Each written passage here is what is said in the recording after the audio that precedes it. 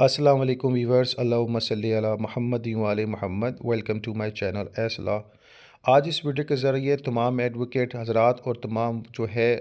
Communities کو، تمام عوام الناس کو اپڈیٹ کیا جائے گا۔ بہت ایک احسان قدم اٹھایا جا رہا ہے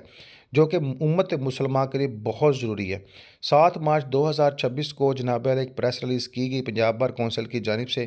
جناب جس کی قیادت جو ہے جناب خواجہ کیسر بٹ وائس چیئرمین اور جناب فخر حیات Awan chairman executive committee Punjab bar council نے کی۔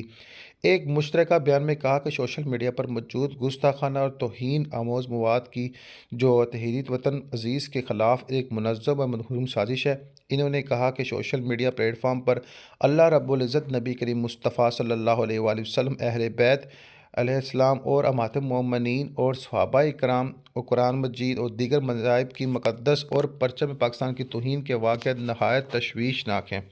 جن کی روک تھام ناگزیر ہو چکی ہے۔ انہوں نے کہا کہ Pakistan telecommunication authority P T A کی آئینی قانونی ذمہ داری ہے کہ وہ فوری طور پر مؤثر فلٹریشن نظام نافذ کرے تاکہ اس قسم کا گستاخانہ مواد پاکستان میں اپلوڈ ڈاؤن لوڈ نہ ہو سکے۔ انہوں نے والدین پر زور دیا کہ وہ اپنے بچوں کی آن لائن سرگرمیوں کی نگرانی کے لیے متعدد کنٹرول اپلیکیشن کا استعمال کریں تاکہ نئی نسل کو فحاشی اور گمراہی کے مواد سے محفوظ رکھا جائے اور انہیں کسی تہذیبی ایجنڈے کا اعلی کار بننے سے بچایا جا سکے۔ انہوں نے مطالبہ کیا کہ وزارت تعلیم اور ہائر ایجوکیشن کمیشن HEC جامع مؤثر نصاب تیار کرے جو طلبہ میں دینی شعور اور اخلاقی تربیت اور حب وطن کو فروغ دے رہا ہو تاکہ ایک باکردار حب وطن نسل کی تربیت ممکن ہو سکے۔ انہوں نے کہا کہ حکومت پاکستان کی جانب سے 15 مارچ سے یوم تحفظ رموز رسالت منانے کے حوالے سے معاملہ، یعنی 7 مارچ سے 15 مارچ تک ایک پورا ہفتہ تحفظ ناموس رسالت کے طور پر منانے کا اعلان کیا، جو کہ خوش آئین اقدام ہے اور پنجاب بار کونسل اس کی مکمل حمایت کرتی ہے۔ انہوں نے علماء کرام،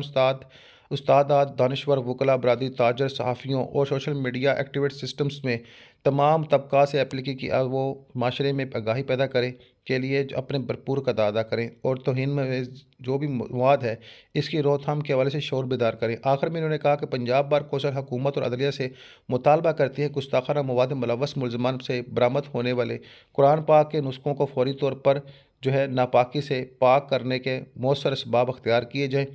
یا اس حوالے سے فوری قانون سازی کی جائے تاکہ مقدس کتاب کے تقدس کا مکمل تحفظ یقینی بنایا جا سکے۔ ساتھ ہی گستاخانہ مواد کی روک تھام کے لیے سخت اور فوری اقدامات کیے جائیں تاکہ وطن عزیز میں انتشار اور فساد کی